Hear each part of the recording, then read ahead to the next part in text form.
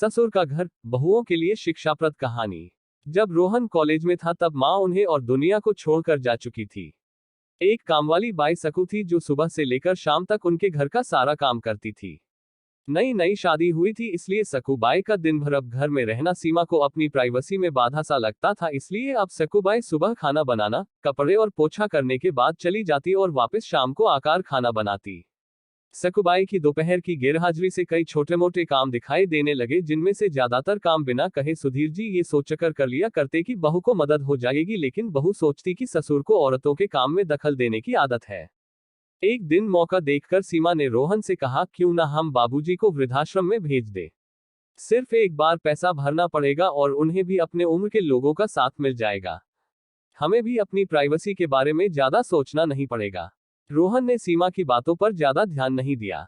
कुछ दिन ही बीते थे कि बाबूजी अपने दोस्तों के साथ एक हफ्ते के लिए टूर पर गए और इत्तेफाक से इसी दौरान सकूबाई भी छुट्टी पर थी। फिर क्या, सीमा को जैसा चाहिए था वैसा समय मिलने लगा। अब रोहन रेस्टोरेंट में खाना खा लेता और सीमा का काम ऑमलेट, ब्रेड या मैगी से चल जाता। खाना बनाने की टेंशन नहीं थी, लेकिन घर में निकलने वाले सारे काम तो अभी भी करने ही थे। ससुर जी की गैर हाजिरी में सीमा को एहसास हुआ कि वह बिना कहे ही जो काम कर लिया करते थे उनसे कितना फर्क पड़ता था। छोटे मोटे लगने वाले यह काम भी काफी समय और एनर्जी लेने वाले थे। कुछ दिन बीतने के बाद एक दिन रोहन सीमा को कहता है, चलो आज कहीं बाहर घूम कर आते हैं। सीमा बड़ी खुशी खुशी सज-धज कर बाहर घूमने के लिए तैयार हो जाती है। रोहन सीमा को अपने घर से 4 किलोमीटर दूर एक चौल में लेकर आता है। एक आदमी रोहन के हाथों में एक चाबी देता है। रोहन उस चाबी को लेकर चौल का एक कमरे का दरवाजा खोलता है।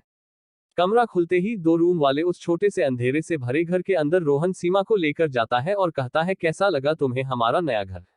रोहन कहता है, हम अगले महीने से इसी मकान को भाड़े से लेकर रहेंगे अलग और अपनी प्राइवेसी का मजा लेंगे। अभी मेरी आमदनी के हिसाब से हम इसी को अफोर्ड कर सकते हैं। रोहन का यह व्यवहार सीमा के समझ में नहीं आया। वह चौंकते हुए कहती है, हमारे पास अपना इतना बड़ा घर तो है, फिर क्यों हम भाड़े से रहेंगे। रोहन उसे टोकते हुए कहता है, सोच समझ कर बोला करो, वह घर हमारा नहीं है, वह माँ बाबूजी का है। तुम्हारे पास 1 महीना है सोचने के लिए कि तुम्हें आगे क्या करना है। दोनों वहां से वापस अपने घर लौट आते हैं। पूरे रास्ते सीमा के दिमाग में तरह तरह के विचार चल रहे थे। घर पहुंचते ही उसने रोहन से कहा, माना कि यह घर माँ बाबूजी का है, लेकिन क्या हमारा इस पर कोई हक नहीं है। रोहन ने कहा, बिल्कुल है, लेकिन माँ बाबूजी के बाद जब तक वह है तब तक तो नहीं। अगर तुम्हें हक समझ में आता है तो तुम्हें जिम्मेदारियां भी समझ में आती होंगी। सिर्फ हक के बारे में सोचकर और अपनी जिम्मेदारियां भूलकर स्वार्थी होना क्या भला अच्छा होता है। सीमा के पास रोहन के इस सवाल का कोई जवाब नहीं था। वह सोचने लगी कि उसने अपने क्षणिक सुख के स्वार्थ के लिए इतने नीचे गिरकर ऐसी घटिया सोच अपने दिमाग में आने दी। उसे मन ही मन पछतावा होने लगा। सीमा रोहन से बोली, मुझे माफ कर दीजिए, मैं सच में स्वार्थी हो गई थी, मुझसे बहुत बड़ी गलती हो गई। रोहन बोला, तुम्हें पछतावा हुआ, मेरे लिए यही काफी है। मैं तुमसे नाराज नहीं हूं। बेटे और बहू का यह वार्तालाप सुधीर जी दरवाजे पर खड़े होकर सुन रहे थे। उन्होंने आसमान की तरफ देखा और बोले, भाग्यवान तुम, धन्य हो जो तुमने ऐसे बेटे को जन्म दिया है।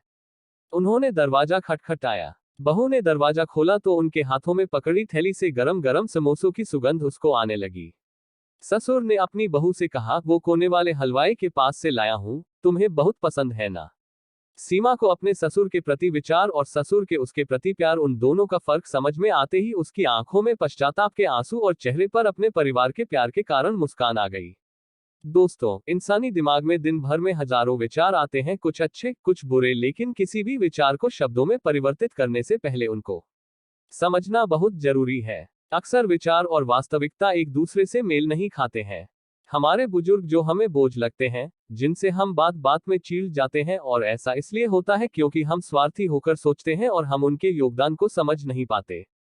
वह हमारे जीवन में बहुत अहम किरदार निभाते हैं।